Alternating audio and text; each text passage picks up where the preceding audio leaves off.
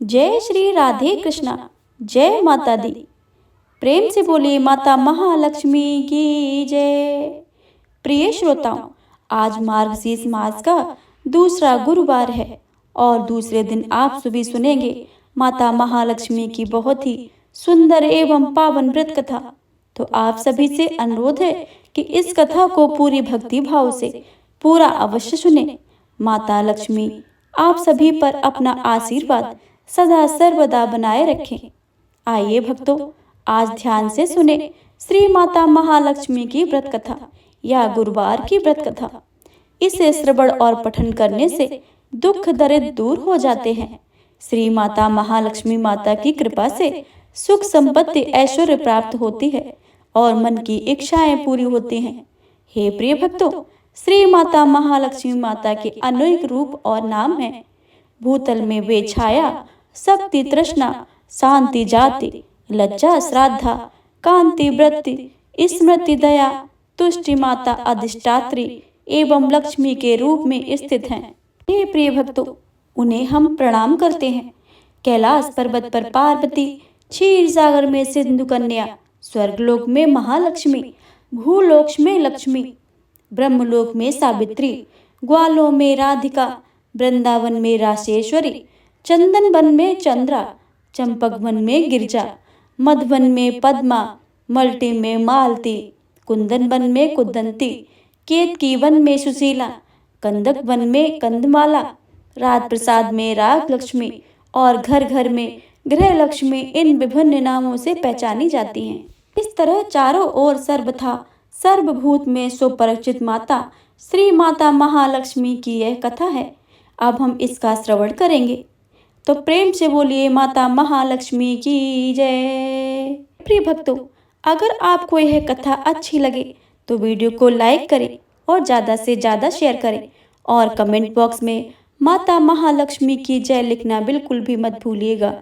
अगर आप सभी चैनल पर नए आए हैं तो चैनल को सब्सक्राइब करके बेल आइकन को अवश्य दबा लें ताकि आने वाली सभी वीडियो की जानकारी सबसे पहले आपके पास पहुंचे।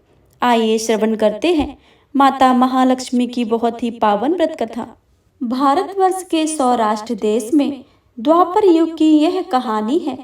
सौराष्ट्र में उस समय भद्रशिवा नाम के राजा थे। वे बड़े पराक्रमी राजा थे। 4 वेद, 6 शास्त्र, 18 पुराणों का उन्हें ज्ञान था। उनकी रानी का नाम सुरचंद्रिका था। रानी दिखने में सुंदर और सुलक्षणा थी तथा पतिव्रता थी। उन दोनों को 7 पुत्र तथा उसके बाद एक कन्या का वरदान मिला था। कन्या का नाम श्यामबाला था। एक बार महालक्ष्मी जी ने मन में आया कि जाकर उस राजा के राजप्रसाद में रहें। इससे राजा को दुगनी धन दौलत की प्राप्ति होगी और उस धन से दौलत से अपनी प्रजा को और सुख दे पाएगा। गरीब के घर आकर रहेंगे तो उसे धन दौलत प्राप्त हो तो वह स्वार्थी होकर केवल अपने ऊपर ही खर्च करेगा। यह सोचकर श्री महालक्ष्मी जी ने बुढ़िया ब्राह्मणी रूप का धारण कर लिया। हाथ में लाठी लिए लाठी के सहारे रानी के द्वार तक पहुंची। यद्यपि उन्होंने बुढ़िया औरत का रूप धारण किया था, पर उनके चेहरे पर देवी का तेज था। उन्हें देखते ही एक दासी सामने आई। उसने इनका नाम धाम काम धर्म पूछ डाला। हे प्रिय भक्तों, वृद्ध ब्राह्मण का रूप धरित माता लक्ष्मी ने कहा, बालिके, मेरा नाम कमला है।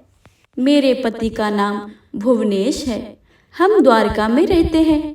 तुम्हारी रानी पिछले जन्म में एक वैश्य की पत्नी थी। वह वैश्य गरीब था। दरिद्रता के कारण हर रोज घर में झगड़े होते थे तथा उसका पति रोज उसे मारता पीटता था। इन बातों से तंग आकर वह घर छोड़कर चली गई तथा वन जंगल में खाली पेट भटकने लगी। इससे उसकी दुर्दशा से मुझे दया आई। तब मैंने उसे सुख संपत्ति देने वाली श्री महालक्ष्मी की कथा सुनाई। मेरे कहने पर उसने श्री महालक्ष्मी जी का व्रत किया। श्री महालक्ष्मी प्रसन्न हुई और उसकी गरीबी दूर हुई। उसका घर संसार धन दौलत संपत्ति संपत्ति से भर गया। बाद में पति पत्नी दोनों परलोक सिधार गए। लक्ष्मी व्रत करने के कारण वे लक्ष्मी लोक में रहे।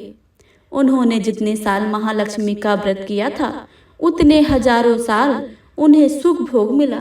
इस जन्म में उसका जन्म राजघराने में हुआ, परंतु वह श्री महालक्ष्मी का व्रत करना ही भूल गई। उसे यह याद दिलाने मैं यहाँ आई हूँ।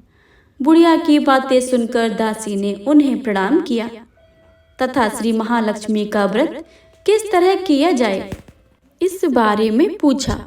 बुढ़िया रूप धारण किए हुए श्री महामाता लक्ष्मी ने दासी को पूजा की विधि तथा महिमा बताई। इसके बाद वह दासी माता को प्रणाम कर रानी को बताने अंदर चली गई। राजवैभव में रहते हुए रानी को अपने ऐश्वर्य का बहुत घमंड हुआ था। संपत्ति तथा अधिकार की वजह से वह उन्मत्त हो गई थी। दासी द्वारा बताई गई बुढ़िया की बातें सुनकर वह आग बबूला होकर राजद्वार पर आकर बुढ़िया रूपी श्री महालक्ष्मी पर बरस पड़ी। उसे यह मालूम नहीं था कि श्री महालक्ष्मी माता बुढ़िया का रूप धारण किए द्वार तक आई थी, परंतु रानी की इस कदर रूख बर्ताव तथा उनका अनादर देखकर माता ने वहां ठहरना ठीक न समझा। वे वहां से चल पड़ी। राह में उन्हें राजकुमारी श्यामबाला मिली। उन्होंने श्यामबाला को सारी बात बताई। श्यामबाला ने अपनी और श्री महालक्ष्मी माता से क्षमा मांगी। माता को उस पर दया आई। उन्होंने श्यामबाला को श्री महालक्ष्मी व्रत के बारे में बताया। उस दिन अगहन मास का पहला गुरुवार था। श्यामबाला ने परम श्रद्धा से श्री महालक्ष्मी का व्रत रखा। फलस्वरूप राजा सिद्धेश्वर के सुपुत्र मालाधार से उसका विवाह हुआ। वह धन दौलत ऐश्वर्य वैभव से मालामाल हो गई। पति के साथ ससुराल में आनंद से दिन बिताने लगी। इधर श्री महालक्ष्मी रानी पर प्रकोप हुआ। फलस्वरूप राजा भद्रसभा का राज्य एवं राज कारोबार नष्ट हो गया। यहाँ तक कि खाने के लाले पड़ गए। ऐसी हालत में एक दिन रानी ने राजा से निवेदन किया, हमारा दामाद इतना बड़ा राजा है, धनवान है, ऐश्वर्यशाली है, क्यों ना उसके पास जाएं, अपना हाल उसे बताएं, वह जरूर हमारी मदद करेगा।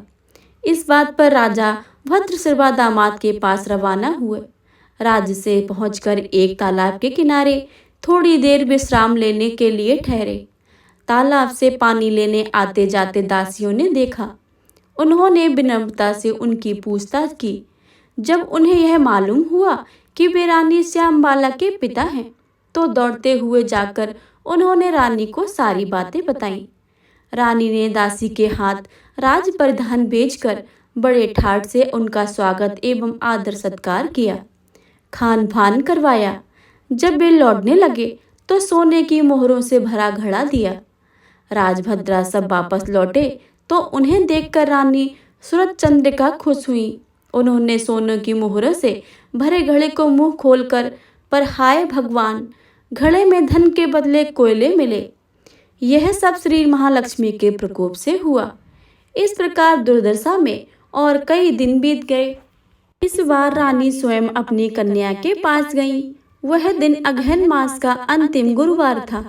श्यामबाला ने श्री महालक्ष्मी का व्रत किया था और पूजा की। अपनी माता से भी व्रत करवाया। इसके बाद रानी अपने घर आई। श्री महालक्ष्मी का व्रत रखने पर उसे फिर से अपना राजपाट, धन दौलत, ऐश्वर्य प्राप्त हुआ।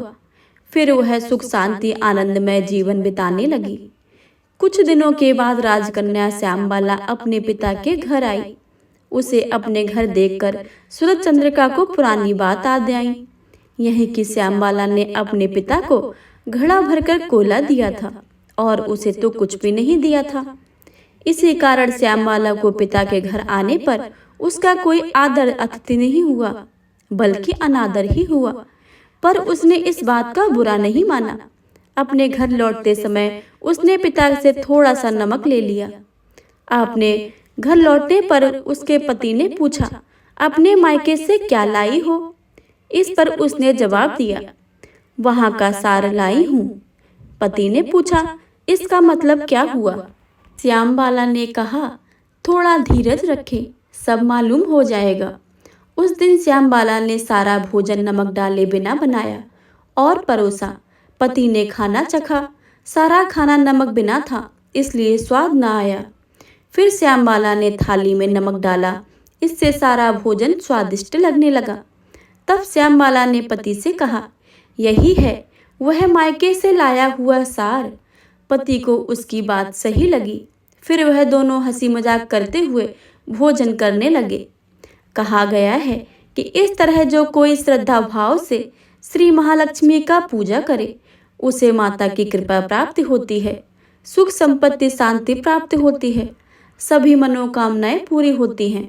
परंतु यह सब प्राप्त होने पर माता की पूजा को भूलना नहीं चाहिए। हर गुरुवार को व्रत पाठ अवश्य ही करना चाहिए। इस तरह श्री महालक्ष्मी का महिमा भक्तों की मनोकामनाएं पूरी करती हैं। प्रेम से बोलिए माता महालक्ष्मी की जय। हे प्रिय भक्तों, अब आप सभी सुनेंगे माता महालक्ष्मी की व्रत की पूजा विधि कि माता की स्थापना कैसे करें, पूजा कैसे करें और व्रत का पालन कैसे करें। यह व्रत पूजा करने से माता महालक्ष्मी प्रसन्न होती हैं तथा सुख शांति एवं धन संपत्ति प्राप्ति होती है। यह व्रत करने वाले स्त्री तथा पुरुष दोनों मन में स्वास्थ्य एवं आनंदमय होने चाहिए। इस व्रत को किसी भी महीने के प्रथम गुरुवार के समय शुरू कर सकते हैं। विधि नियम अनुसार हर गुरुवार को महालक्ष्मी का व्रत करें। श्री महालक्ष्मी की व्रत की कथा को पढ़ें। लगातार 8 गुरुवार को व्रत का पालन करने पर अंतिम गुरुवार को समापन करें। वैसे यह व्रत पूजा पूरे वर्ष भर में की जा सकती है। पूरे वर्ष भर हर गुरुवार को देवी की प्रतिमा या फोटो के सामने बैठकर व्रत कथा को पढ़ें। शेष गुरुवार के दिन 8 सुहागने या कुंवारी कन्याओं को आमंत्रित करें। उन्हें पीड़ा या आसन पर बैठाकर श्री महालक्ष्मी का रूप समझकर हल्दी कुमकुम लगाएं। पूजा की समाप्ति पर फल प्रसाद वितरण करें तथा इस कथा को एक प्रति उन्हें देकर नमस्कार करें। केवल नारी ही नहीं, अपितु पुरुष भी यह पूजा कर सकते हैं। वे सुहागन या कुमारिका को आमंत्रित करके उन्हें हाथ में हल्दी कुमकुम प्रदान करें तथा व्रत कथा का एक प्रति देकर उन्हें प्रणाम करें। पुरुषों को भी इस व्रत को कथा को पढ़ना चाहिए। जिस दिन व्रत हो उपवास करें, दूध फलाहार करें, खाली पेट न रहें। रात को भोजन से पहले देवी को भोग लगाएं एवं परिवार के साथ भोजन करें। पद्म पुराण में यह व्रत गृहस्थ जनों के लिए बताया गया है। इसकी पूजा में पति पत्नी मिलकर कर सकते हैं। अगर किसी कारण पूजा में बाधा आए तो औरों से पूजा करवा लेनी चाहिए, पर खुद उपवास करें। इस गुरुवार को गिनती ना लें। अगर किसी दूसरी पूजा का उपवास गुरुवार को आए तो यह पूजा भी की जा सकती है। दिन रात में भी पूजा की जा सकती है। दिन में उपवास करें तथा रात्रि में पूजा के बाद भोजन कर लें। इस व्रत कथा को सुनने के लिए अपने आस पड़ोस के लोगों को, रिश्तेदार को तथा घर के लोगों को बुलाएं। व्रत कथा को पढ़ते समय शांति तथा एकाग्रता बनाए रखें। अगहन मास के पहले गुरुवार को व्रत शुरू करें तथा अंतिम गुरुवार को समापन करें। अगर माह में 5 गुरुवार आए तो 5 गुरुवार को भी पूजा करें। इस पूजा को करने के लिए किसी ब्राह्मण पुरोहित की आवश्यकता नहीं है। हर कोई अपनी भक्ति से पूजा कर सकते हैं। एक दिन पूर्व ही घर को गोबर से लीप लें या गीले कपड़े से पोंछ लें। इसके बाद एक चौकी पर एक कपड़ा बिछा लें। उस पर थोड़े गेहूं या चावल रखकर एक साफ सुथरे तावे या पीतल के लोटे में पानी भरकर रख दें और चावल या गेहूं रखें। पानी में सुपारी, कुछ पैसे, दूर्वा डालें। इसमें आम के पत्ते लगाएं, 5 या 7 तथा उसके ऊपर नारियल रखें। उस नारियल पर बाजार से उपलब्ध देवी के मुखौटे या चेहरे को बांध या चिपका दें और लोटे पर हल्दी कुमकुम लगाएं और साथ ही उस कलश के गले में लोटे के हिसाब से लहंगा बांध दें। नारियल के ऊपर एक छोटी सी चुनरी रख दें।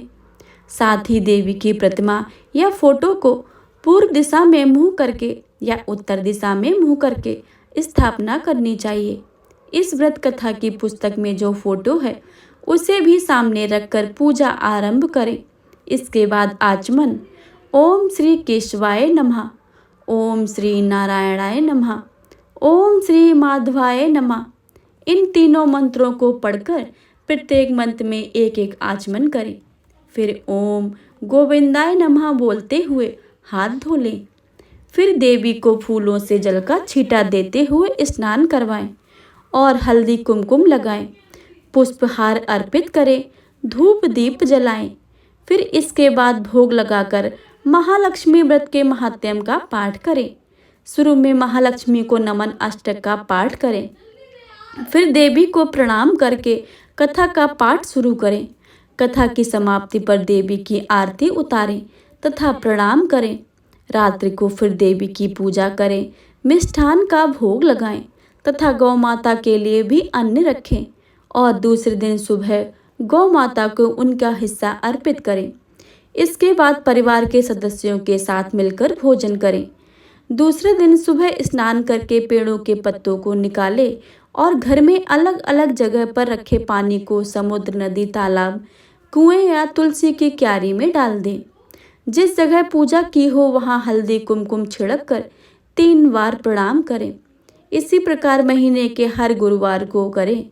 मार्गशीर्ष मास के 4 गुरुवार हों तो चारों और 5 हों तो 5 को इसी प्रकार पूजन करें।